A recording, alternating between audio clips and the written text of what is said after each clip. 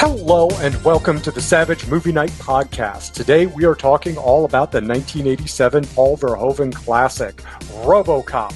I'm your corrupt corporate executive cutting every corner with little regard to product quality or public safety host, Adam. Joining me, as always, is my rising up to go above and beyond no matter how difficult the clueless hyper-capitalist conglomerate makes it for you, co-host Kristen. Hi, Kristen. Hey, Adam, how's it going? Good. Always glad to have you on the show. And of course, the show wouldn't be complete without our knows better than to take any gun that a white man in a suit is trying to hand him co-host Rob. Hi, Rob. What's happening, Adam? What's happening, Kristen? Hey, man. We are here today to talk about one of my all-time favorite movies, RoboCop. What is your guys' familiarity with RoboCop, the movie, the franchise in general, the character? So, RoboCop's always something I've heard of. It's just one of those things I knew has been part of the cultural zeitgeist for some time, but never really got around to watching it. I never really thought it would be my thing, like there wasn't any shade towards it. It was more just like, yeah, I know that exists, but I didn't really think, I pictured like major action film and like those necessarily aren't always my jam, but, yeah, so that was like my familiarity with it. But when it came to the director himself, I had to look up his films, and I am familiar with some of the other ones. I mean, Basic Instinct is one that has also been on my list for years, but I just never got around to it. I know it's like referenced in Scream. It's one of those ones I've been wanting to watch, but also hadn't gotten around to. So maybe I will after this. We'll see. Yeah, no, on my side, I was there when it happened, right? So RoboCop was a big part of the 80s, but afterwards had not watched it, since this rewatch. So it's been 30 years maybe. And otherwise, I probably have played RoboCop the video game way more, like at the arcade games. And how about Paul Verhoeven? Like he also did like Total Recall and, like Kristen said, Basic Instinct, Showgirls, Starship Troopers, Hollow Man. Familiar with any of those? Yeah, I mean, Total Recall is a classic. Also sort of in a similar era, that late 80s. And Basic Instinct kind of is just because of all the other the memes about it. Yeah, it got so much publicity when it came out for different reasons. I guess still kind of does with the memes, but I think that Total Recall is one that really sticks out. For me, like I said, I've known the movie very well. I've known the sequel, RoboCop 2, very well. I've actually only seen RoboCop 3, as we'll get into in part 2, like 2 or 3 times. I actually just saw the reboot for the first time last year, because I actually did a rewatch of all 4 RoboCop films. I watched through all of them last year just for fun. Obviously having no idea that we would end up talking about the first one here today. And then Paul Verhoeven in general, obviously I was very familiar with all his RoboCop and beyond American films that he did, whether I'd seen them or not. I had seen all of them at some point, if not in whole, in bits and pieces and in ways. Like Total Recall and Starship Troopers, along with RoboCop, are some of my all-time favorite movies that I just love them to death. They are right up my alley. Like Kristen was talking about, like she's not usually an action person. I am heavily an action person. That's where like the Venn diagram of our tastes, like she, loves horror film, and, there I have the same reaction she does to action movies, where I go, it's not always my thing, but there are sometimes I like it, and it has to draw me in. Whereas, action tends to be more of my jam, and especially the '80s, '90s cheese variety, just because that's what I grew up with. But love them to death, and have been able to grow and appreciate them more on deeper levels as I've gotten older. I know I've seen Basic Instinct at some point, and I've seen Showgirls, but they also might not have been in the most thoughtful way before this of like I'm actually watching a movie. It might have been more the I am skimming TV late at night as a hormonal younger person. So I might not have been in the best place to be giving insightful reviews, but I still picked up a good bit of the details.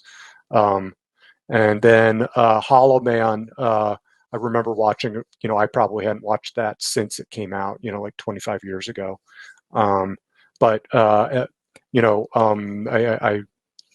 one of the things I looked forward to, doing this was also just digging into Verhoeven's back catalog of the films he made in the Netherlands before this. So, and I was also familiar with a lot of the ancillary media spin-offs of like TV shows and stuff, whether I'd seen them or just was aware they existed because, which we'll get into a lot in part 2, because there's a lot of, other RoboCop and other media that not everybody knows about.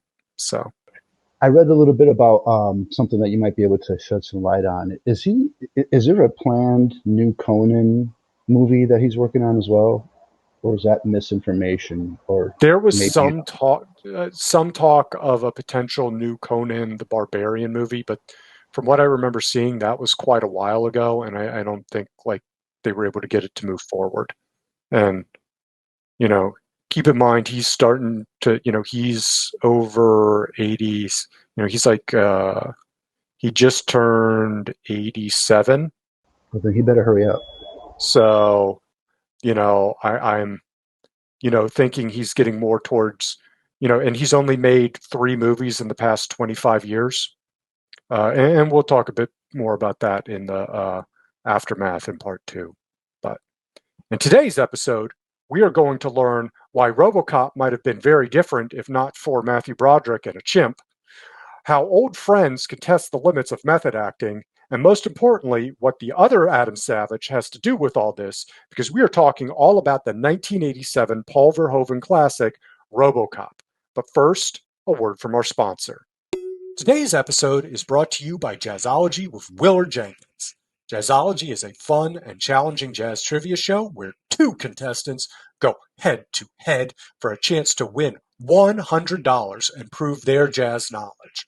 Watch along and see if you know the answers. Want to prove you are a true jazzologist by appearing as a contestant on the show? Use the link in the description of any episode to sign up. New episodes air every other Saturday on the Savage Content YouTube channel, youtube.com/Savage Content. And all past episodes are available under the Live tab. Thanks to Jazzology for sponsoring today's episode. And now, back to the show. Paul Verhoeven was born on July 18, 1938, in Amsterdam to a schoolteacher father and a hat maker mother.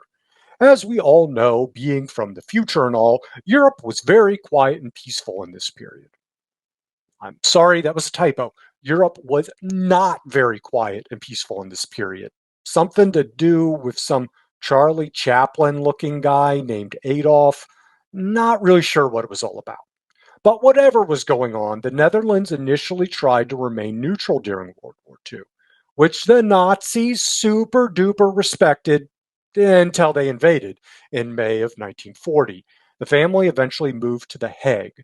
Paul's early life was filled with bombings as the family lived near a German base that launched V-1 and V-2 rockets. He recalls seeing a lot of violence, widespread destruction, and even dead bodies growing up. This all shaped him and would influence elements of his later work. He later said, with regard to the irony of the violence, much of that probably comes from my childhood experiences during the immediately following the Second World War. In fact, if it hadn't been for the German occupation and the American occupation, I wouldn't have been a filmmaker.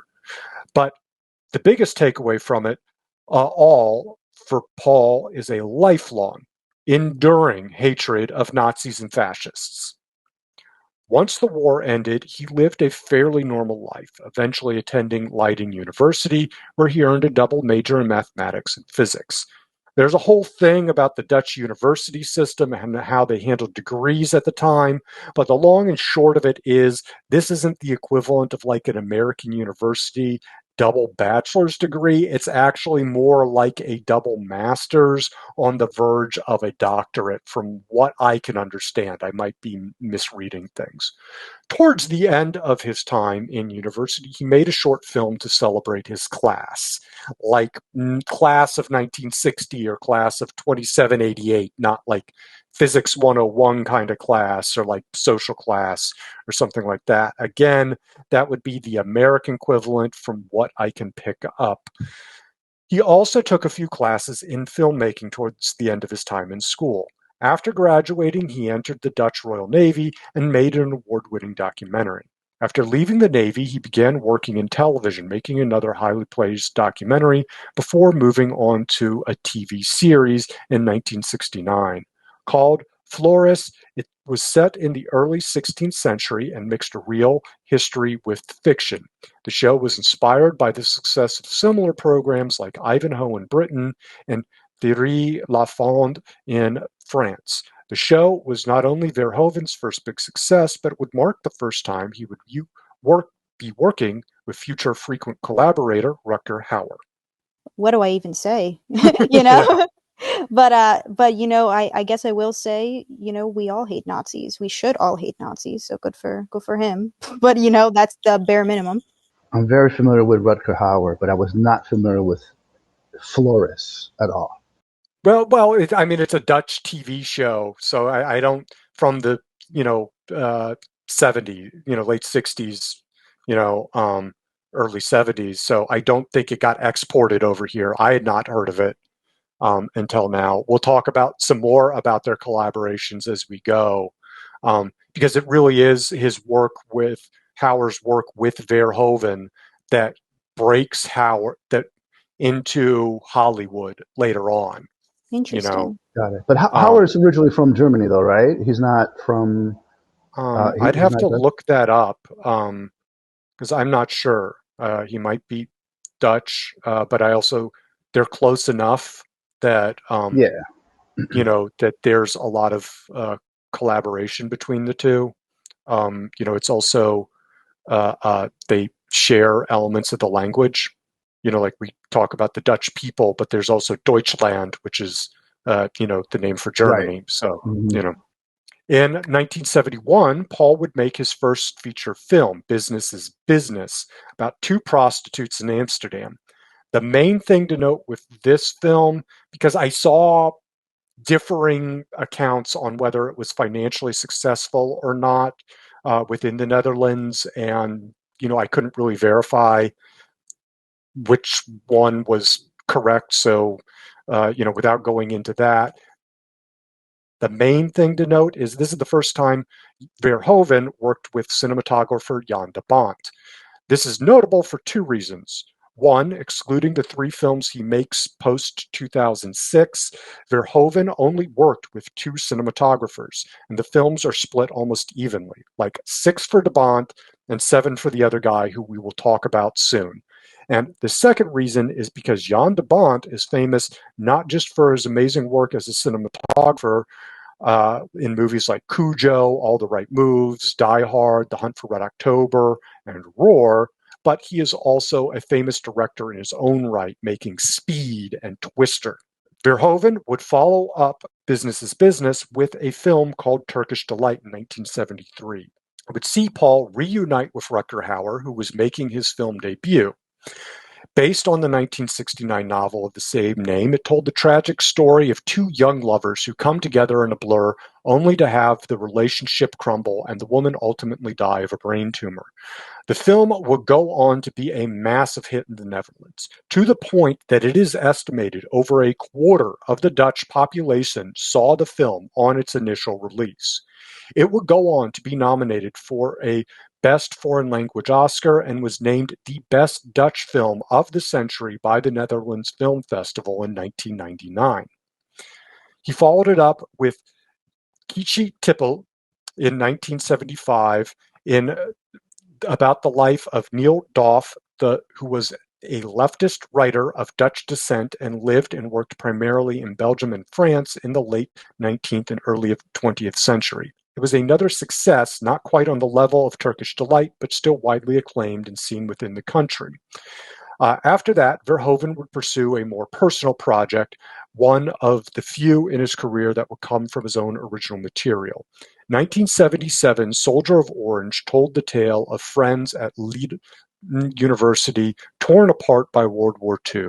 Some became heroes of the resistance, some collaborate with the invading Nazis. It was epic, the most expensive Dutch film ever made at the time. Rutger Hauer was once again the star, and Joran Crabbe, who would also star in more Verhoeven movies before going on to Hollywood in movies like The Living Daylights and The Fugitive, also starred in it. It was also the first time Paul worked with cinematographer Just Vakano, who, in addition to the 7 movies he would do with Paul, also worked on films like The Neverending Story, Das Boot, and 52 Pickup, among many others. The film was another massive hit and an enduring Dutch classic. That list of best films of the 20th century I mentioned earlier, remember how I said Turkish Delight was number 1? Well, Soldier of Orange was number 2, and Kitsch was number 49 for reference. You know, I've never heard of Turkish Delight or Soldier of Orange before, but impressive that it is so vastly popular that, I mean, obviously it transcended beyond the Netherlands, but good for them. You know, in doing research for all this, I tend to go overboard, and I watch as many of the director's films as I can. And I was not able to find copies of Business is Business or Kitsch Tippel, but I was able to find copies of Turkish Delight and Soldier of Orange, and 2 films we'll talk about in the next section. But so Turkish Delight is interesting. It's more, while it's kind of tragic romantic story. Yeah, it sounds sad. Well, but I think for a lot of Dutch people, especially now, there's a lot of nostalgia with it. Most of the movie focuses on like the happy part of the relationship. It crumbles, and then you kind of realize the crumbling was maybe in part because early signs of the brain tumor. They also made Rutger Hauer's character a lot more unpleasant than in the book, and that was secretly because Verhoeven and the screenwriter thought the original author of the book was kind of an unpleasant person himself, and he based the book on his own personal life, and so they made him slightly more unpleasant to match. But I think a lot of people, focus on the good parts, and then just, especially today, remember, like, it reminds them of that period of that period of time, for them. So like if they, like if a quarter of the people saw it, like, in 1971, it's all reminding them of, their life in 1971. So I think nostalgia plays a large part in why Turkish Delight is so beloved. I think it's good. I enjoyed it, but, I think Soldier of Orange was a much better movie. That to me, it was my favorite of the Dutch period movies I was able to watch. That I thought it was just an excellent movie. I'm only familiar with the candy or the. Yeah. No, I've heard of Turkish Delight candy, but that's also something I'm only familiar with in theory. Because I've never actually eaten Turkish Delight. Like I mainly know it from like the Narnia stories. That apparently you betray God for it or something. I don't know. No, they're good. They're like soft, chewy candy. Yeah. That's what I've heard. I would recommend both. You definitely see early elements of, some of, because a lot of Verhoeven's trademarks in the U.S. are extreme violence and nudity. And you see elements of both. Turkish Delight and the next 2 movies we talk about, you definitely see a lot of male full frontal than you a lot more than you see in an American movie. So, that's a bit of a warning. But the next two films Verhoeven would make also ended up in that list of best films of the 20th century. Did I mention Kachi was also on that list? Yeah. Okay. I couldn't remember if I'd read that part. But so the next two films Verhoeven would make would also end up on that list, 34 and 17 respectively. So think about that. Like top 100 films of the 20th century, and Verhoeven has 5 of them on the list. Impressive. Yeah. They would also ultimately lead to him leaving making films in his home country for decades. Spetters in 1980 told the tale of working-class dirt bike racers trying to catch a break. It was filled with sex and some violence, homosexuality, and a bleaker tone. It was widely protested from all sides, left and right. It had small appearances from Hauer and Crabbe, and included a breakout star in Renee Sotojic. Verhoeven would team with Crabbe and Sotojic again in 1983's The Fourth Man, his final Dutch film for over 2 decades. Based on the novel by acclaimed and controversial Dutch novelist Gerard Revé, it told the story of a bisexual writer who becomes enthralled with a woman and one of her male lovers, and over time begins to suspect her of murder and begins to fear he may be the next victim. Again, with explicit sexual content and violence, the movie was protested, especially because of its homosexual themes and its heavy use of religious imagery.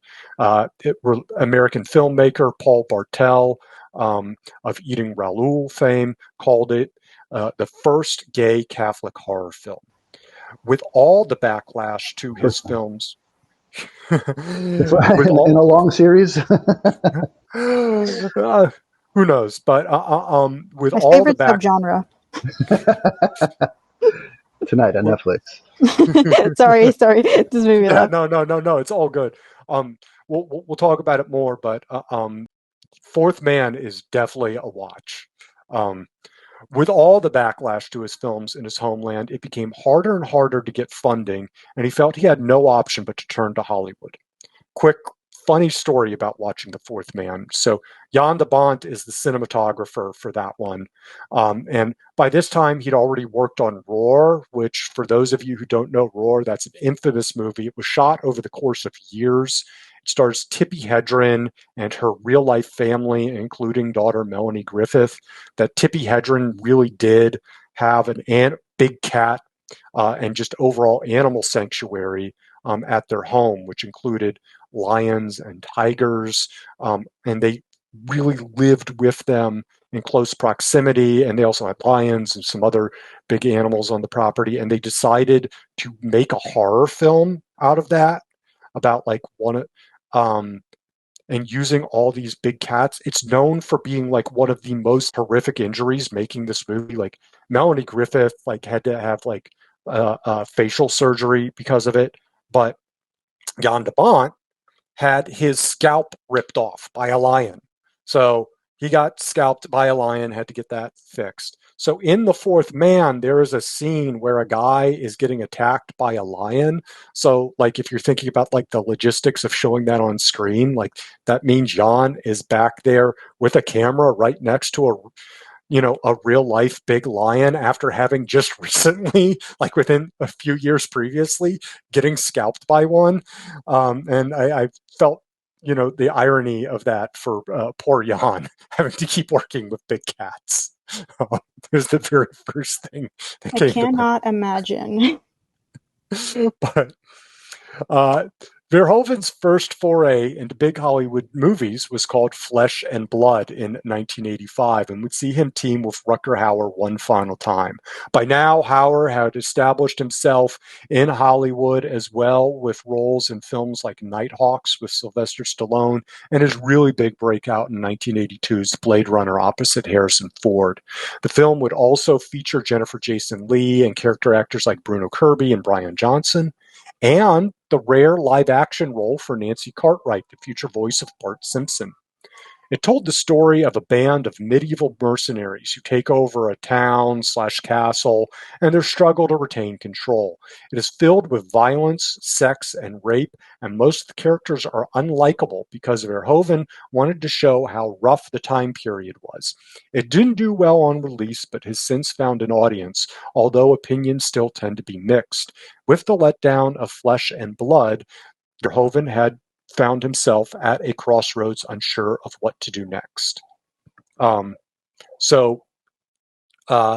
Talking of his Dutch films, like I said, Soldier of Orange was my favorite. I think Fourth Man is probably next, and that's just because it uses so much interesting shots and religious imagery, and you also see how things connect to future works like Renee Sotradik in that looks a hell of a lot like Sharon Stone in Basic Instinct, and some of the story and characters are, like with this woman, is she a murderer, isn't she, and but still having sex with her and stuff, is similar themes carry over there, so that's very interesting. But I mean, like, you talk about like how far why people, like, it's very easy to understand why people were upset. At one point, Joran Crab's main character, because he's basically playing Gerard Reve, the author,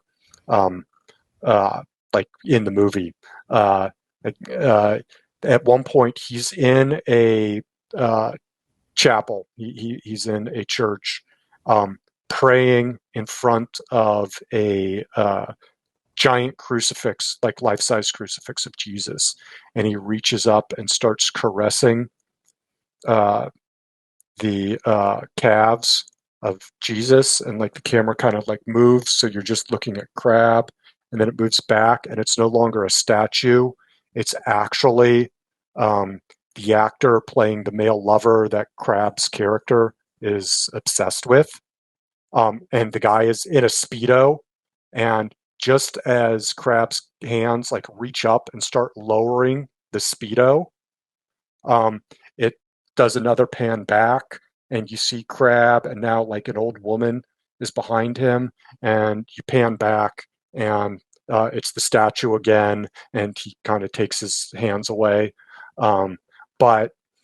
Yeah, so it's like, just like that one scene I'm describing now, easy to understand, like people would get upset. It's just making me want to watch the movie, if I'm honest. No, Kristen, I think you would like it. I'll let this you. This is Flesh and Blood, right? No, this is the Fourth Man. Fourth Man, which I don't think is anywhere. Where did you end up watching it? I had to buy things. I have physical copies. So okay. The library might have it. I wonder. I'll let you borrow it. Like, I had to go out of my way to find some of these things and like make sure, like, the versions would actually play on my Blu-ray player. Like, right. And sometimes I was making a choice, like, yes, it's also available on Blu-ray, but I just want to, like, I don't want to spend that much for it. Right. I'm not getting reimbursed for any of this. I'm all out of pocket on this because I'm dumb. And so, but yeah, Kristen, I'm gonna I'll let you borrow it soon, since we live not too far away. Yeah, it seems like a vibe for sure. Yeah, no, like I said, a lot. You would like that one. Spetters was good. It was interesting. And then, that and Turkish Delight are kind of even on the Dutch films. Flesh and Blood, I actually watched last year, when I was just after I watched RoboCop. I rewatched Total Recall, and then I watched Flesh and Blood for the first time, and I was a little disappointed. I didn't care for it, because everybody's horrible. I don't like movies with a lot of rape in it, especially like when the heroes are also doing rape to show how awful they are. I think it's interesting. I think, I understand why other people might like it. I'm not going to hold that against them. I think anyone can watch it and form their own opinions. It's also the movie for you if you ever wanted to see Bart Simpson's nipples, because you do see some nudity from Nancy Cartwright, which is very weird. You piqued my interest. Yeah, like if nothing else, like for me, like I'll watch movies just out of like curiosity, even if I don't like them. This is definitely like a curiosity one. Glad I satisfied my curiosity, but it's probably not one I'll rewatch, in the future. But anyway, now for something completely different. Ed Neumeier was working as a junior story executive for Universal Studios in the early 1980s, but what he really wanted was to become a screenwriter. While going through the submissions, he came across a student video from a young filmmaker named Michael Miner, who was mainly making hair metal music videos to pay the bills. Ed liked what he saw, and the pair ended up meeting and soon realized they were both working on scripts that could be combined. Neumeier's script was called RoboCop. Miner's was Supercop, unrelated to the later Jackie Chan movies of the same name. Over the course of the next 3 months, they worked together on the script. It was all done over long nights and long weekends as both continued in their day jobs. The writers were inspired not just by science fiction, but the world they were living in at the time. Miner said, "Economist Milton Friedman and the Chicago Boys ransacked the world and enabled by Reagan and the CIA." And elsewhere he said, "I felt that American capitalism is pretty much an out-of-control thing, and we sort of brought that to the script." At the end of the 3 months, they had a spec script that they were still calling RoboCop, but that was so generic it would probably get changed at some point. They began shopping the script and eventually got an offer from producer John Davison at Orion Pictures, along with director Jonathan Kaplan. Kaplan was a B-movie veteran who got his start under Roger Corman, and he and Davidson got the satirical nature of the script right away. They paid Neumeier and Miner a few $1,000s for the rights to the script, an additional $25K each for rewrites, and they got producer points in the profits of the film, if the film ever made any, unlikely for a small B movie. And with that, they were off to the races. Interesting, to see how these things come together.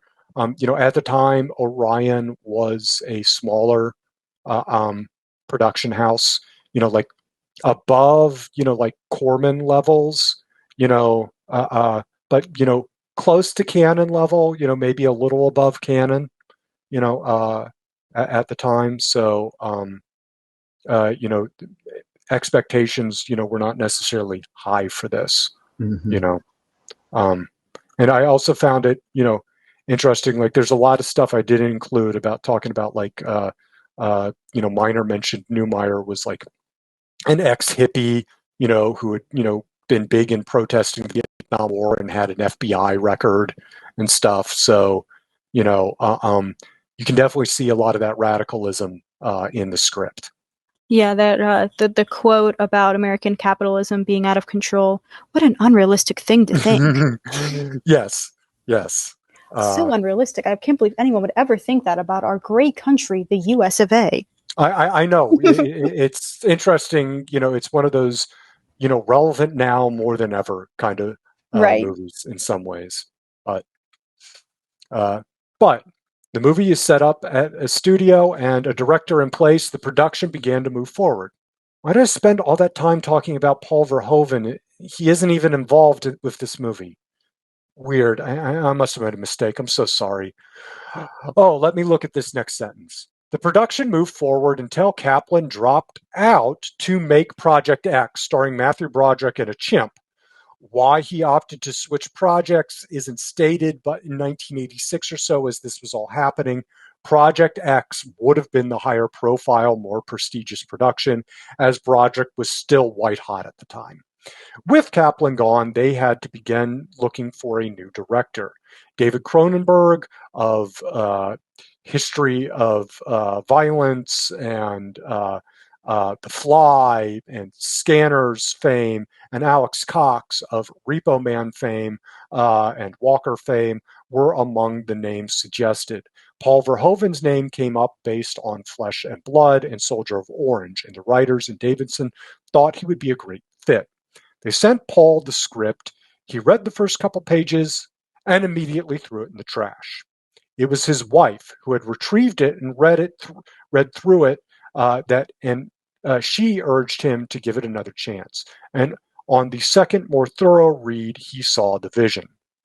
Even with Verhoeven on board, they still had to work with him to get him to understand the vision and tone the writers and Davidson, had for the film. In the meantime, Neumeier and Miner did more rewrites while Paul began consuming various comic books to understand where they were coming from. Eventually, after several weeks of hard work, not made easier as Miner had not only broken his leg, but was beginning to focus on his B-movie directorial debut about to go into production. Verhoeven got what they were originally intended and decided to revert to the second draft, the one that came about just after Orion Pictures selected the film. It was smart to go back to go into comic books, because if you don't have that mindset, you can mess this up so easily. Yeah. Well, and like they were heavily referencing the Judge Dredd comic book series in their mind, which, funnily enough, would get made into movies later on, twice now. But at that time was more obscure and not been adapted, and so they used some of that as inspiration. But this is also something you'll see later on with Verhoeven.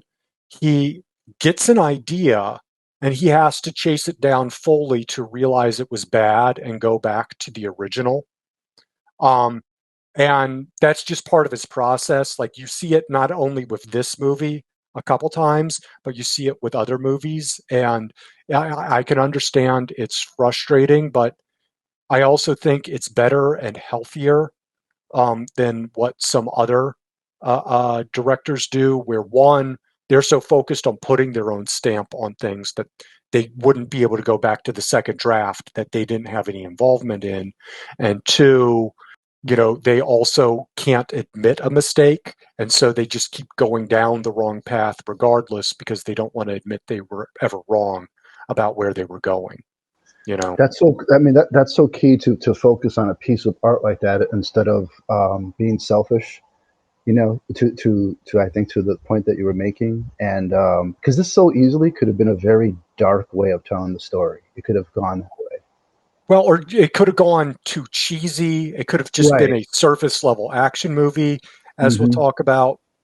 That it is really amazing how it all came together. But also, one thing I've noticed in some of the interviews I've seen, especially related to this movie, but to some of his others, is Paul is, I'm not ever going to say anyone is completely egoless, but he is very much always talking about how much credit should go to everybody else in the film.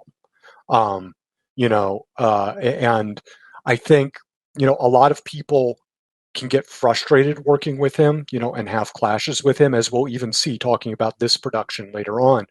But ultimately, most people like working with him, and even the ones that have clashes with him respect him. That he's not even the people who don't always fully get along with him and have clashes with him. He's not the nightmare to work with that some of the other, that some directors can be. Right. And I appreciate that, like, even though he didn't really get or like the script at first, he made an effort to try to understand it. He did the research. He did what he needed to do to make it into a good film and what they were going for, which, that's also like a humbling thing, instead of just being like, well, I don't understand it, so I'm just going to do this thing instead that I understand and I want to do. It is a nice thing to see a director that is willing to put in the work to make it the film that it needs to be. Well, and he definitely did bring his own ideas and his own vision that he was able to incorporate.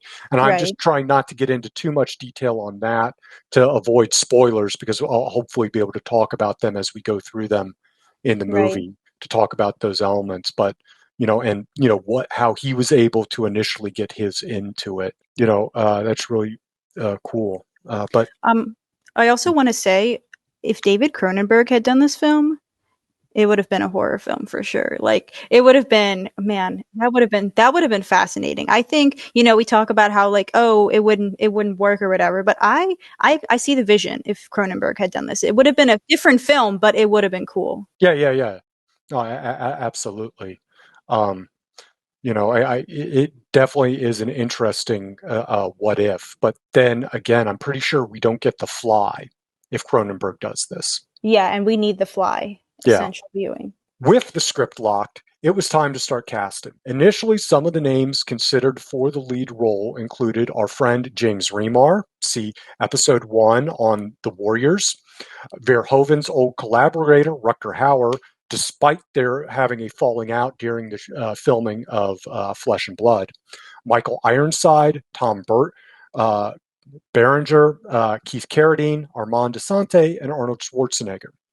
One of the things most of these men have in common is a very large, physically imposing build, especially Arnold. However, Rob Bottin, the head of special effects for the film, who was also designing the suit, told them that was the wrong approach. That if they went with a guy, he let them know that you actually needed someone who was lean, like a marathoner, because the suit was going to be so big that it wouldn't work on those larger frames. That, like Arnold, he was worried would look like the Michelin Man or something, like just comical. True. But James Remar has that voice though, with awesome hair. But yeah. He also pointed out to Verhoeven that the lead would need to have a good chin and jawline, as that would so often be all that was visible. With that in mind, one name began to rise to the surface: Peter Weller. Peter was born in 1947 to a father who was a helicopter pilot in the Army, so the family moved a good bit through most of his childhood before settling in Texas by the time he was in high school. He would graduate from the University of North Texas with a degree in theater before moving to attend the American Academy of Dramatic Arts, with notable alumni like John Cassavetes and Gina Rollins, as we discussed in episode 10 on the movie Gloria, because everything always connects back to previous episodes. After graduating from the Academy in 1972, he began working on the stage and in small television roles. His first film role came in 1984 in Firstborn, opposite Terry Garr and Corey Haim. His big break came later in 1984 as he was cast in the lead in the comic sci-fi action-adventure tribute to old serials called The Adventures of Buckaroo Banzai Across the Eighth Dimension. While the film disappointed at the box office, it was a cult hit and put Weller's name on the map. While he was a name thanks to Banzai, the lack of success from the film meant he was more open to taking a role that would obscure his face for much of it, and he was cheap in comparison to some of the other choices that may have had the leaner frame that were mentioned, an important factor on a limited budget. And Peter practiced martial arts and ran marathons, which not only gave him the look they were going for, but gave him a big focus on body movement and control that the filmmakers thought would be key to making the character work as well. Once Weller was on board, he began working with mime and movement expert Moni Yakum, who taught at Juilliard. They wanted the movement to not be jerky, but smooth and fast. And this is mainly Yakum and Weller kind of thinking things out, like we don't want the traditional robot, movements. We want something, that's unexpected, smooth and fast and lithe like a snake. While Bottin was working on the suit, Peter got football pads and a helmet and other gear to stand in as he practiced his movements with Yakim. I've got to say, that movie is a mouthful to say. Yeah. That's a long title. Most people just call it Buckaroo Banzai. It's a really fun movie if you've never seen it. It's got an incredible cast too. It's got a young Jeff Goldblum. It's got Christopher Lloyd. It's got John Lithgow. It is insane. Because the Buckaroo Banzai character that Weller plays is like this scientist, neurosurgeon, rock musician with his band, who are all like polyglots like him.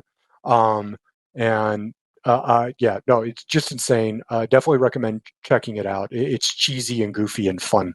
And it's one of the great disappointments of the '80s that didn't do better. So you could get more of it. One of the great disappointments. Yeah, no, I remember it. I never saw it. Yeah. Well, like some people don't, like it's not everybody's cup of tea, especially with how stylized it is. But definitely recommend everybody check it out at least once to see if they enjoy it. But I definitely do. But anyway, many cities were considered for filming, including actual Detroit. But it was felt that Dallas skyline circa 1986 was one of the few that looked sufficiently futuristic, keeping in mind that some elements would be augmented by matte paintings to make it look even more futuristic. There was even a building that was outlined with neon lights, a rare thing at the time, and the city assured them the lights would be on during filming, but they never were. Filming began on August 6, 1986 in Dallas with an $11 million budget. It was quickly realized they would actually need more time to film everything, and after Orion viewed some of the early footage, they approved a budget increase to $13.1 million to accommodate the additional shooting days. When shooting began, the suit was not ready, in part because Verhoeven had requested changes requiring new versions of the suit to be made with each change before ultimately reverting to an earlier version closer to Botine's original vision. The problem was this prevented Weller from having the 1 month originally promised to him to adjust to the suit. And this tension was further heightened by the fact the suit did not move the way he had been told it would and how he had planned for. The smooth and fast snake-like movement was now impossible. He and Joachim had to completely rethink their approach. In this time, Weller was also clashing with Verhoeven. Things quickly came to a head and seemed like the two would be unable to work together. It all reached a boiling point when Weller was fired from the production, and they began to see if Lance Henriksen was available. Lance Henriksen was born. Actually, the studio quietly pointed out to Verhoeven the suit had been designed for Weller, and they didn't have the time or budget to try and start from scratch, so he should probably make nice. Weller and Verhoeven reached an understanding, and Peter returned to the set. In later years, both seemed to feel a little embarrassed by the whole thing, understanding where the other was coming from more, and no ill will seems to exist. Despite all this, Weller was still intensely focused on his character, with a method approach, including a memo being sent requesting everyone to always refer to him as Murphy or RoboCop. When asked about this later in one retrospective, Miguel Ferrer, who we will learn more about later when he appears in the movie, laughed and said that it lasted about a week or two, in part because Miguel had known Peter for 10 years at that point and refused to follow it, and would instead go up to Weller, say like, "Hey, Peter, how's it going? Why don't you look at me when I'm talking to you, Pete? Come on, can't you hear me?" And other stuff like that, just to, break his balls a bit. That's great. You're not a big enough actor to pull that crap on us. I think for Miguel, it wouldn't matter how big Yeah, was. I've known you too long. Yeah.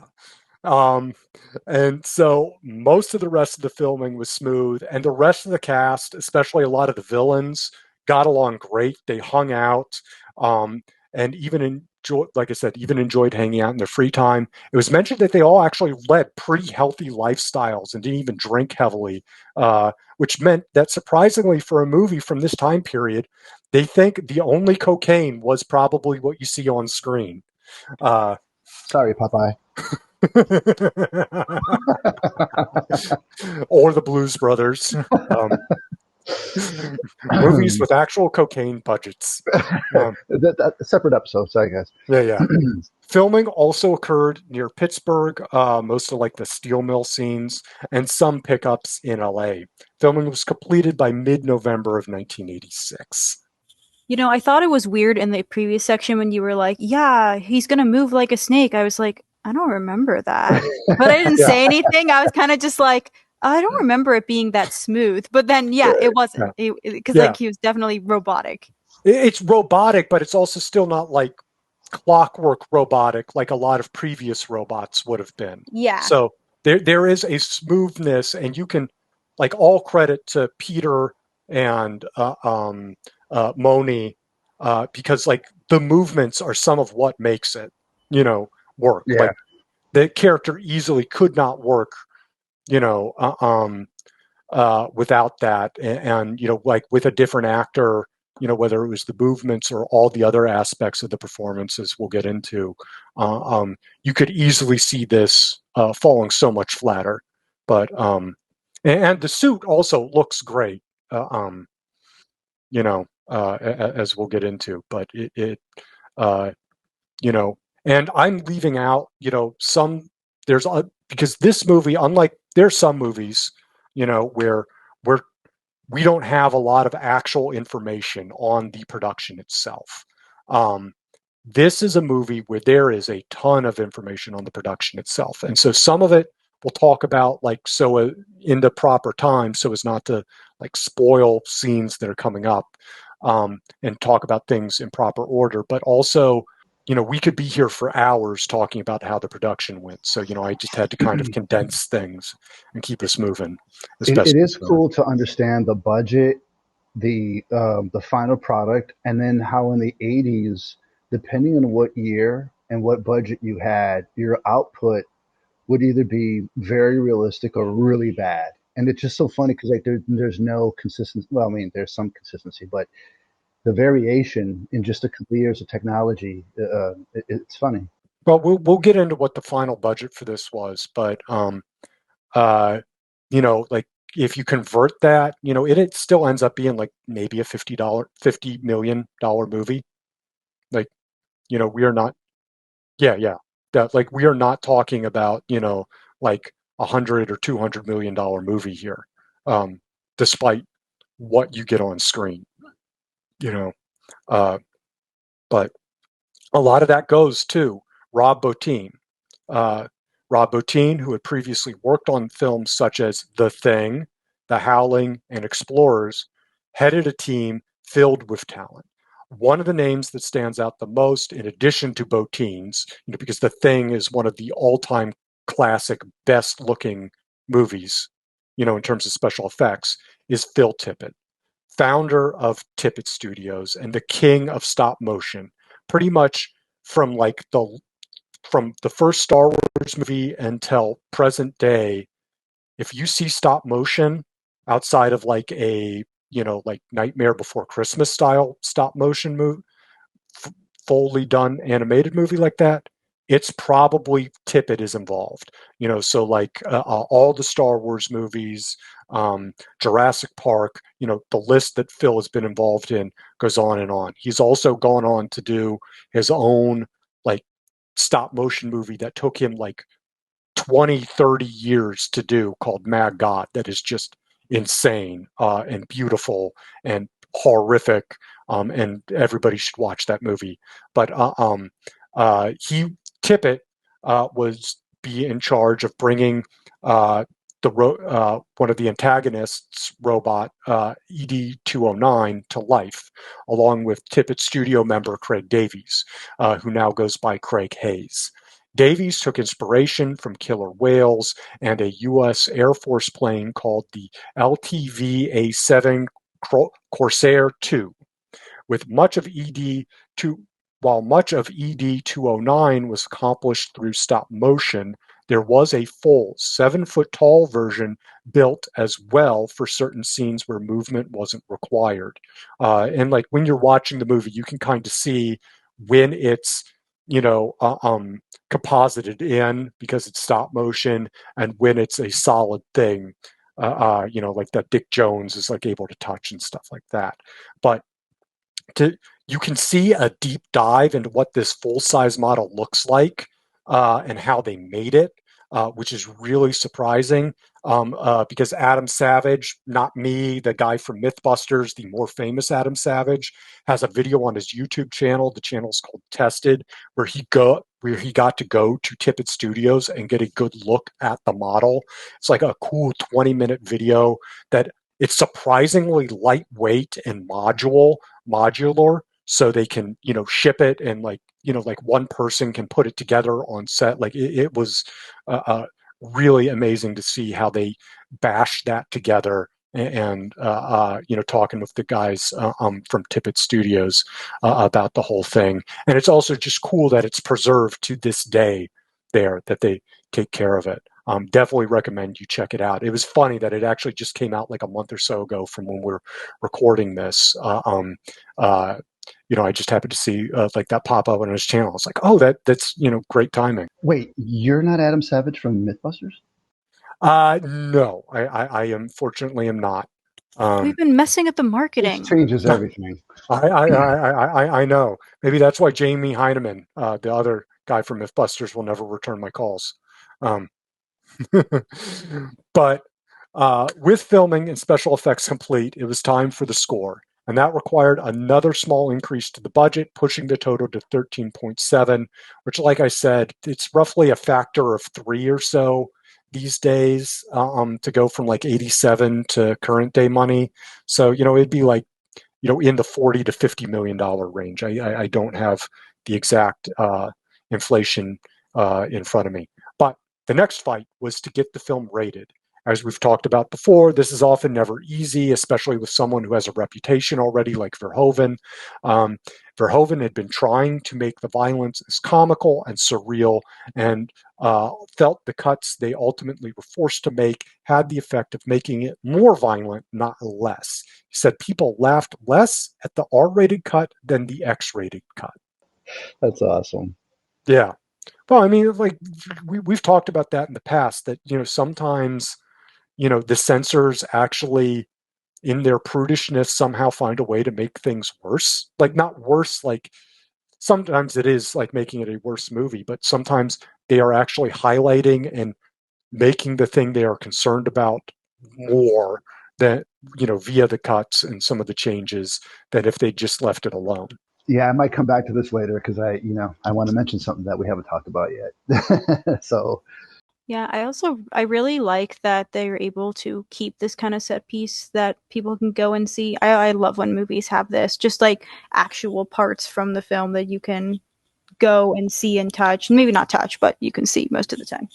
Yeah. Well, you can always argue it's because of when I grew up, but, I love practical effects as much as possible. And, as good as computer effects are, I think they should be more of an augmentation than the whole show themselves in a perfect world. I think that's better for the audience. I think that's better for the actors. Like back when I was a kid, part of the reason I wanted to be an actor when I was growing up was because it was like playing make-believe, except you got all the cool toys and costumes and play sets that you could never afford as a kid. And now it's just, it's essentially playing, imagination with your friends because you don't have anything in front of you. It's just a green screen, or maybe it's a volumetric capture. It's not quite the same thing. I agree with what you were saying, but at times you do appreciate those that are acting on a green screen, how well it comes out, right? No, absolutely. But, this is me, old man yelling at clouds, just my appreciation for, old school practical effects like Rob Bottin and Phil Tippett and all those guys did. Back in my day, we made fake blood. We didn't use the CGI crap. Yeah. Yeah. We got actors actually killed. Oh, wait, no, we still occasionally do that. Like, no, admittedly, that is something like I can just see easily being done by CGI. Like, I don't think we need real muzzle flashes and stuff with planks anymore. But, that's a whole nother topic. Well, and like talking about like animals with Roar and The Fourth Man, part of the thing I was also thinking, like with The Fourth Man, is as much as I like practical effects, and, as much as real animals tend to look so much better than CGI, just CGI the animal. like animals can't consent. We shouldn't be making animals act in movies, regardless if they're good at it or not, or if it's safe or not. Like we just probably shouldn't be using real practical animals in anything. So yeah, maybe we shouldn't actually use guns that real bullets could. Oh, never yeah, mind. yeah. Also fair and valid indeed. Yeah. But with the film complete and a rating secured, it was time for the movie to premiere. It opened in theaters across the country on July 17th, 1987. So with that, let's grab a ticket, pick up some popcorn, and head inside. Kristen, take us through the plot. All right, so setting the scene, we are in a dystopian near future. The film begins with a mashup of news broadcasts and commercials. In it, we learn that South Africa has a 3-megaton French-made neutron bomb, and the government is willing to use it to save the city of Pretoria as its last line of defense. The U.S. also has a orbiting peace platform in space that's experiencing some malfunctions currently, and then medical engineering has progressed immensely with artificial hearts being marketed on TV. But most importantly, we learn that Detroit is on the brink of social and financial collapse. Overwhelmed by crime and dwindling resources, the city grants the mega corporation Omni Consumer Products, OCP, control of the Detroit Police Department. This came in part because of notorious crime boss Clarence Bodiger, responsible for the death of 31 police officers and this guy is still at large. The next scene takes place in the police station where we meet the police officer, our main character, Alex Murphy, who's transferred to the Metro West precinct. As he's brought into the precinct, he learns many officers are frustrated and feeling underinvested from OCP to keep them safe while on duty. The police officers want to go on strike, but are kept in check by Sergeant Warren Reed, who reminds them of their duty to serve the city and keep it safe and on the right side of the law, no matter what. Murphy is also introduced to his partner, Ann Lewis. Ann Lewis is played by Nancy Allen. Nancy Allen came to prominence for her performances in several films directed by Brian De Palma. Her first major role as Chris Hargensen in Carrie. Allen is also well known for being co-lead in Robert Zemeckis' directed comedy I Want to Hold Your Hand, and her supporting role in Steven Spielberg's 1941. After marrying De Palma in 1979, Allen portrayed a prostitute who witnesses a murder in his feature Dressed to Kill, which earned a Golden Globe nomination for New Star of the Year. Her other accolades include she's got Golden Globe nominations and Academy Award nominations, and appeared in films like Strange Invaders, The Gladiator, The Philadelphia Experiment, and Out of Sight. Yeah, no, she's great. She's also in she's in a bunch of De Palma movies. You know, Dressed to Kill, Carrie, obviously classic. She's also in Blowout with John Travolta. Which is a great De Palma movie as well. Definitely Very cool. Yeah, recommend that. There's kind of right away in the movie, you're met with a lot of characters who you'll see throughout the film, right? So one of them also includes, because Murphy has to go to the new station, right? And so in Detroit, so you also see Sergeant Warren Reed, who's played by Robert Dupuis, I believe is how you say it. Robert Dupuis is best known for his roles as King George in the film Coffee, great one, as Wade in Nashville, and of course this role right here in RoboCop, who he plays also in RoboCop 2 and in RoboCop 3. So hint, I guess this was a successful movie. He's also known for his voice as Pablo Robertson on the cartoon series Harlem Globetrotters. Just real quick, Alex Murphy is played by Peter Weller, but since we already talked about Peter in the production part, we don't need to introduce him here. Yeah, thank you. I thought that was kind of obvious, but no. Yeah. Well, I figured I'd rather be clear than and redundant than leave people who maybe have not seen the film, and are trying to follow along. But yeah. I'm actually going to call out. All good. I was just going to actually, because it'll lead into, I think, who you were going to talk about. I just, my first impression of this, I was very interested in the news segment element. I was like, okay, so we're doing like we're really leaning into the dystopian world thing. And some of the stuff that it was saying, I really appreciated that, like, it's telling you crazy things, but it's not pausing to be like, isn't it crazy? You kind of just have to roll with it and be like, wait, what did I just hear? Hang on. And like pause and rewind. But yeah, I think that level of dystopia is just always very fascinating to me. I like these kind of ideas and these elements. And I think the news segments are really what made this film more interesting to me personally. I think that really helped elevate the whole thing. Yeah, it definitely connected, like sort of like how a citizen would be kind of witnessing the turn of events going on in their city, and you got these leads of what's really happening, and how it's connecting to the story.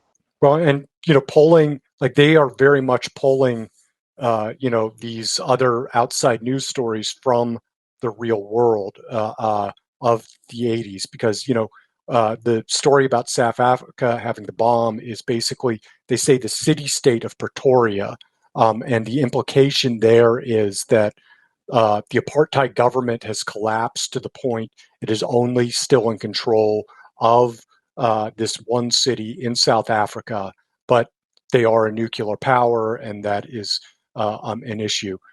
And that is a real thing. South African's apartheid government was legitimately in the 80s working, and I can't remember if they actually succeeded and then gave it up, or like were on the verge of succeeding and gave up the program.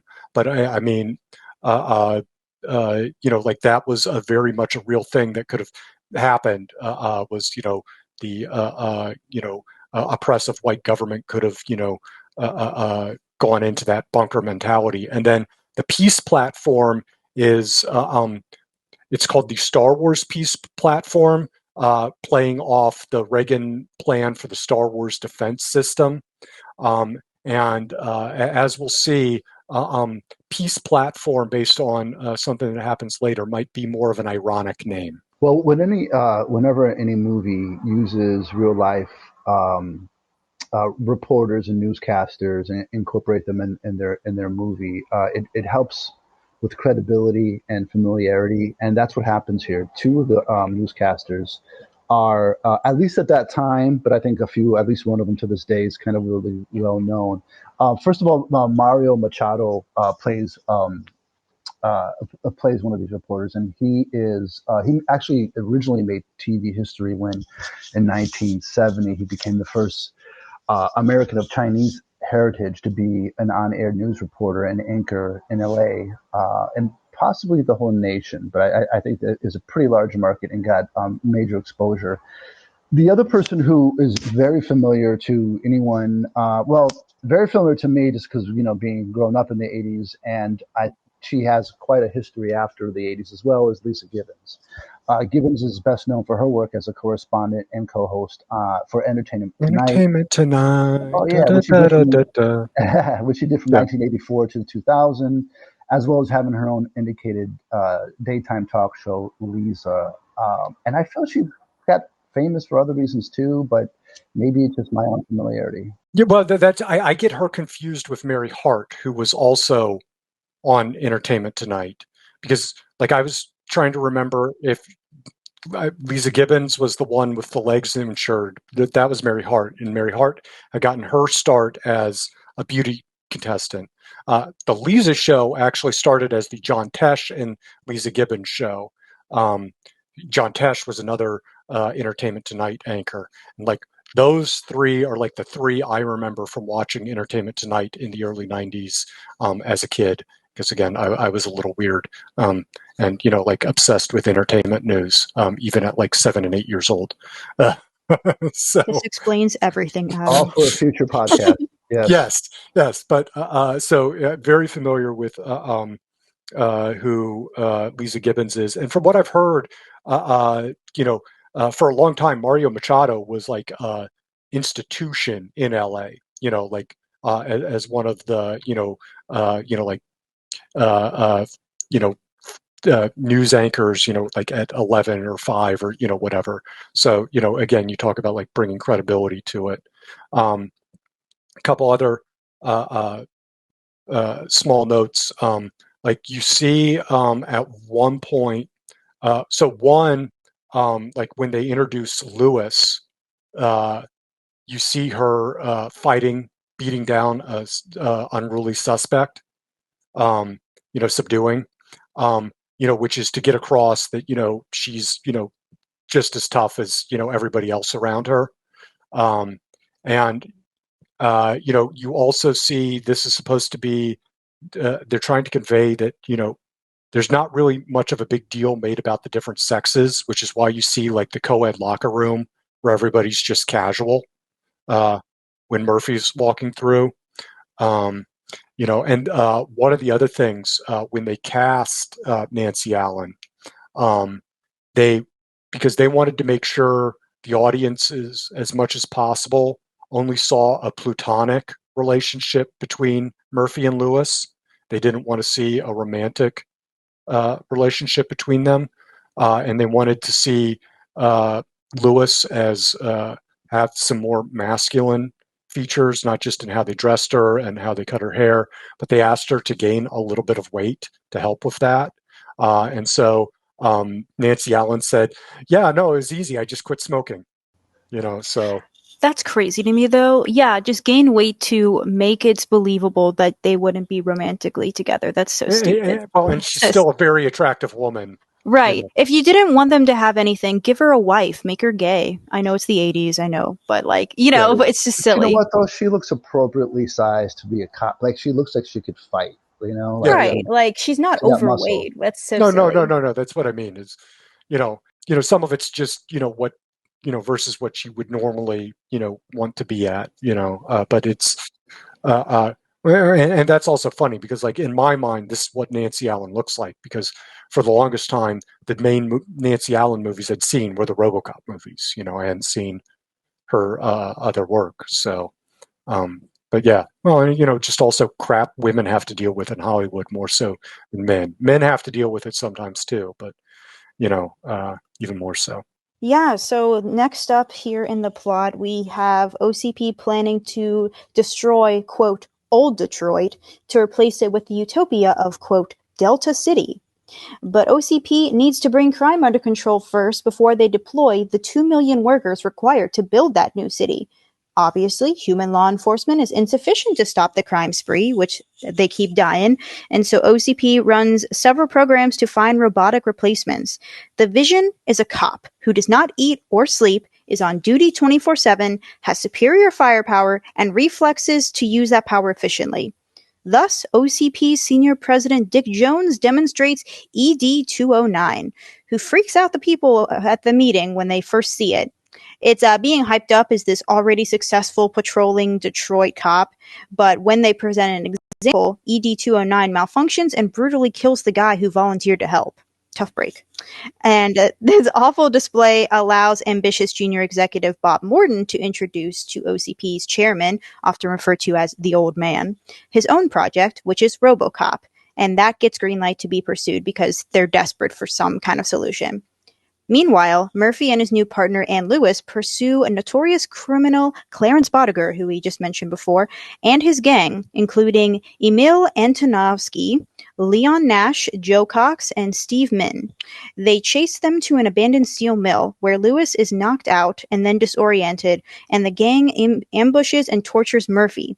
First, they shoot off his hand, and then they lay tons of bullets into him, until eventually Bodiger fatally shoots him in the head.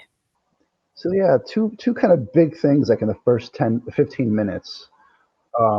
We've got this awesome scene where in the office where that robot is being the demonstration by the robot ED-209 shoots a suit right in front of everybody, kills them, which is kind of it's just, I don't know. That's a cool scene. Like, it's just funny, and it's because you didn't expect it to happen. Well, again, talking about like the cartoon nature of the violence, yeah. Where like it is some of the most brutal squibs, going off, just like blasting the, just overdone, and the body's flopping, and they can't get it to stop shooting, and just chaos. I liked how some of the people were just like, "Oh, that's weird, that's odd," but like didn't really. the fact that a human being died wasn't really a big deal. It was more like, just another, I don't know. Like, okay, new tactic, new direction. Yeah. And then the big boss kind of just responding saying, "I'm so disappointed." But like, that's it. I'm so disappointed in you, Dick. Which is a phrase I've sadly heard way too many times in my life. There's a character there, right? The old man. Is it the old man who says it? Says, "I'm so disappointed in you, Dick." Yes. Yeah, definitely. It is, right? That's what I thought. So that the old man is played by Daniel O'Herlihy. Daniel O'Herlihy. O'Herlihy. Yeah. What is it? O'Herlihy. O'Herlihy. Yeah, I believe that's how it's pronounced. That's how I believe I've heard it pronounced before. Daniel but I could be mistaken. Well, he's made a career for himself in film and TV and radio. His best known roles include Oscar-nominated role in Luis Buñuel's Robinson Crusoe, Marshall Ney in Waterloo. He was in Halloween 3, The Last Starfighter. And in the TV space, he's known for his role as Andrew Packard in Twin Peaks. I know he's in radio. I just don't have a whole lot of info on it, but appears to have had a long history in radio. Well, so Last Starfighter is another favorite movie of mine growing up. But also his son, Gavin, is famous. That Rob, you may remember on Happy Days, there was briefly for like a season or so an older brother, Chuck Cunningham, as part of the family with Ron Howard. He was Ron Howard's older brother. Yeah, that was played by Gavin, Dan's son, who then would be a character actor in a bunch of stuff, and like he was still good friends with Ron. Would appear in like Willow and other movies like that. And actually just passed away recently. Got it. Okay. But we'll see as we keep going with other actors. There is a lot of Twin Peaks connections with this movie.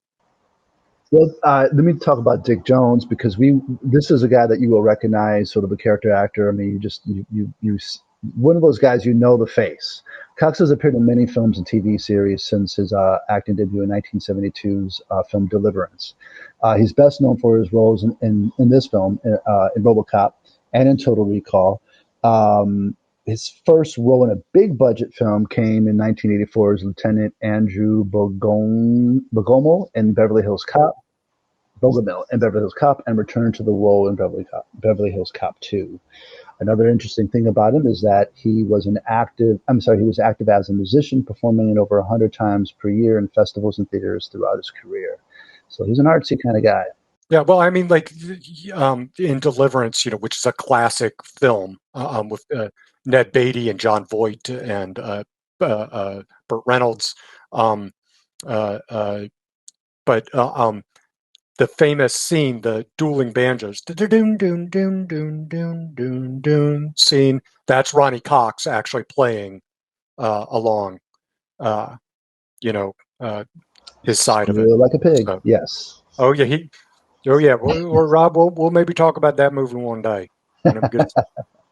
Well, like I said, there's a lot of characters in this one, right? So bear with me. I got a couple more. I just got a reference. So Miguel Ferrer plays Bob Morton, and he's a standout right away in the movie because he kills the role. It was really a breakout role for him in RoboCop. He was also in other films. Miguel Ferrer was also in other films like Hot Shots Part 2, Quigley in Blank Check. He played Quigley in Blank Check. Eduardo Ruiz in Traffic. He played Vice President Rodriguez in Iron Man 3. He had a number of TV roles, including FBI agent Albert Rosenfield in Twin Peaks. Once again, Twin Peaks. We need to have a special bell for Twin Peaks. Dr. Garrett Macy on Crossing Jordan. And NCIS Assistant Director Owen Granger on NCIS Los Angeles. in the voice acting space, he's been a part of animated projects such as Mulan, Jackie Tarakudo, and he played Tarakudo in Jackie Chan Adventures, and Vandal Savage in Young Justice. He was also in the 1994. There was a ABC miniseries adaptation of The Stand, and with Gary Sinise and Whoopi Goldberg and all Molly Ringwald, and Miguel was in that. And Miguel also, yeah, loved him in that. Matt I Fior. cannot believe that this is the same man that is Shan Yu from Mulan. That blows my freaking mind. Like, I can't picture it at all. I cannot I'm going to give it. some more mind-blowing trivia. So Miguel comes from a very famous family. His father, Jose Ferrer, was an actor, singer, entertainer, but his mother was Rosemary Clooney, who is the aunt of George Clooney, and for many years was the most famous member of the Clooney family. George's father, Nick Clooney, was a news broadcaster, and was known, but not nearly as well known as Rosemary. And so that makes Miguel, he was the first cousin of George. Sadly, Miguel passed away just a few years ago from form of cancer, I believe, at a young age. But I because of like this and The Stand and Blank Check and stuff like that, I always loved seeing Miguel in different stuff. And I'm sad he's gone, but his performances are always good. Like the scene, like when you first meet Miguel, Bob Morton. It's with the guy who's going to get shot and another of the younger junior executives riding up in an elevator, and they're given an exposition speech. But the way they give the exposition speech, like conversation, is so great because, especially Miguel's delivery of like, "Oh man, that Dick Jones!" Like I'd go straight to the old man if I could, just like so childish and petulant. Like it immediately tells you so much about the character. Yes. Yeah. Yeah, that's what I'm saying. He just kills it right away. Yeah. Yeah, I cannot believe that he is Shan Yu in Mulan. Like this man is, oh my god, I cannot believe it. The villain, oh man. Yeah, I mean he does a villain thing well, but like it's a totally different vibe. Different vibe to like he's just a little snot-nosed little bitch in this. Yeah. I don't know. But I mean there are just so much subtle things to his performance, to all the performances in this. But I mean, well, and I think it's Robert Felton might be the name. I need to look it up. Of the other executive who survives, because he gives so many little subtle touches for a character that barely has any lines. Is mainly just a background. The scene. Yeah. No, sorry, Felton Perry is because Felton Perry is his character Donald Johnson appears in all 3 movies as well. But I mean, just like he's doing like these little subtle things, like with how he's holding his arms and like giving reactions. I mean, it's just magnificent. And like I said, Miguel has a lot of those where, like being like super confident 1 minute and kind of insecure the next. Like, I mean, just so good. Well, there's also another character that I got to point out too. Yeah. Red Foreman, what are you doing here? Yes. When did you go evil? Well, the bad guy here, the real big bad guy, Clarence Boddicker, right? Yeah. Kurtwoodsmith, who plays Red Foreman, and most of you will know him from that '70s show and that '90s show. He's in this film, and he does a great job. Many people also know his iconic roles, including Robert Griggs in Rambo 3. And he's also been in, other films and TV shows like Star Trek and the X-Files. He also starred in the 7th season of 24, as well as voiced Gene on the regular show, portrayed Leslie Claret on Patriot, and Old Man Peterson on The Ranch. Everybody knows him as Red Foreman, though. Yeah, but the moment I saw him, I was like, "Wait a minute!" Like, because like I didn't really, I didn't look up the cast before this or anything, and so I was like, or maybe I did, but I didn't know Red Foreman's name was Kurtwoodsmith, you know. So it's like you see a name, but you don't really. Yes. But yeah, oh my God, he's so iconic in that role, and I was like so surprised to see him as this not almost a clan leader, as this leader, as this leader of this group of people that are just delinquents, crazy. I don't know how fearful he came across, but he definitely came across as a boss and someone who could be a bit psychopathic. So I mean, it works. I mean, like, you know, we were saying it's kind of different in Red, but honestly, like he's an asshole as Red Foreman too. So like it works. He's just more Well, sadistic in this. It's like if Red Foreman finally like snapped. before the '70s show. yeah. Yeah. But like again, like there's so much subtlety to his performance where it's like he's charming and urbane 1 minute, and then he's you know crude and the next, and you know just cycling through it. You know, and there was like one of the little touches, and I'm trying to find. The exact detail. Well, The Adam, even exact. here when they kill, like we haven't, Yeah, we have to talk about to the those craziest listening, part. like they literally kill Murphy like in the first 15 minutes. So you're watching the lead die immediately, like in the first 15 minutes of the Yeah, film. it's like you're Uh, introduced to this guy and you're like, okay, this is the man we're gonna follow, and then he's killed and by the brutally. way, this is no ordinary like I'm going to shoot you. Like this was first I'm going to shoot you in a couple limbs, and then when I finish you off, it's going to be I'm just going to Swiss cheese you. A slow, painful death. Like it was horrible. Like the way that they laid into him, like the rest of the film makes sense. I'm gonna say that. I don't want to spoil, but you know, where it heads, I fully support him. So the glasses, because you were talking about how hateful uh, Boddicker is.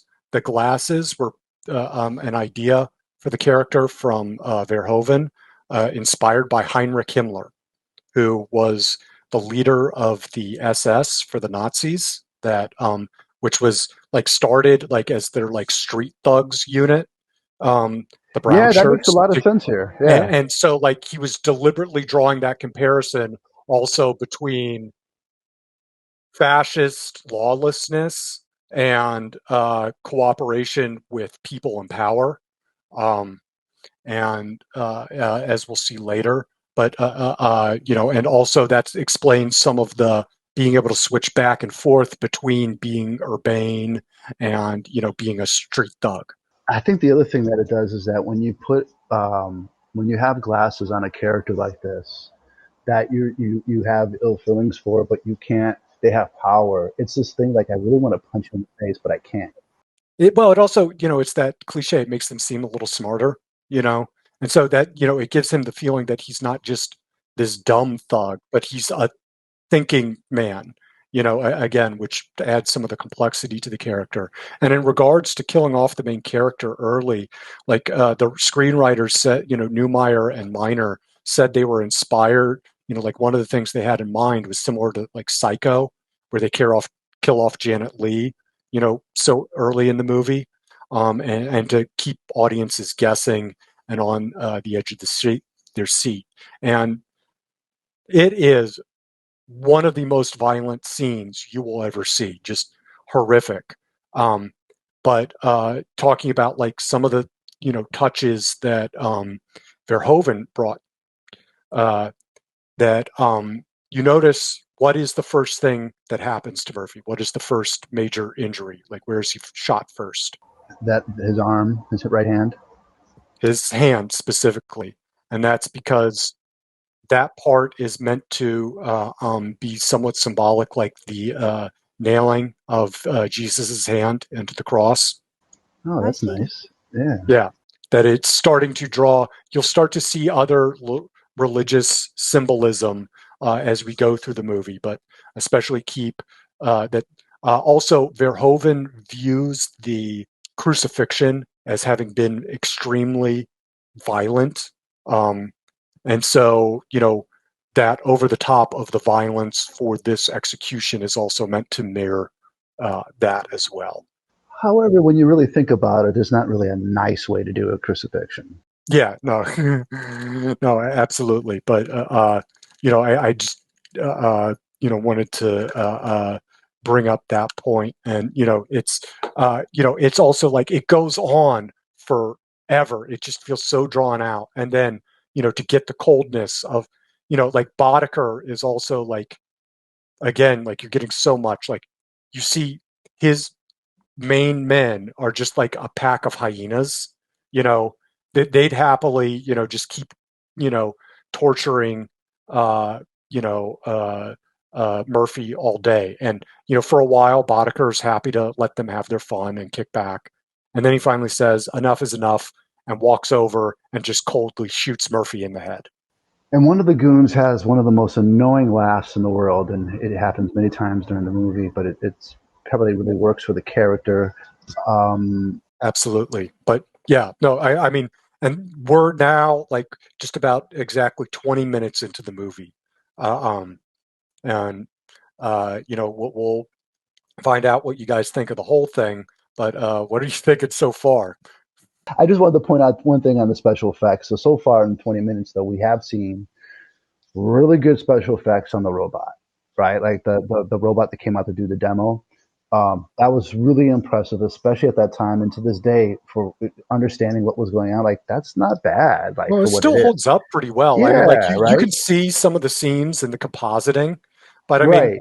mean, it's no worse than like some of the seams you see with modern CG, No, totally. But however, one thing though, when Murphy gets shot in the hand, that was the only probably the only badass special effect in the whole movie, because that I liked the hand it. arm looked like a piece of spaghetti, but yeah, but I mean, like it's meant to be again over the top and cartoony that he just got shot by this, big shotgun, I'm just being super critical. Like that, oh yeah. No, and just to point out that actually the special effects in this film are very good especially considering the year it was made.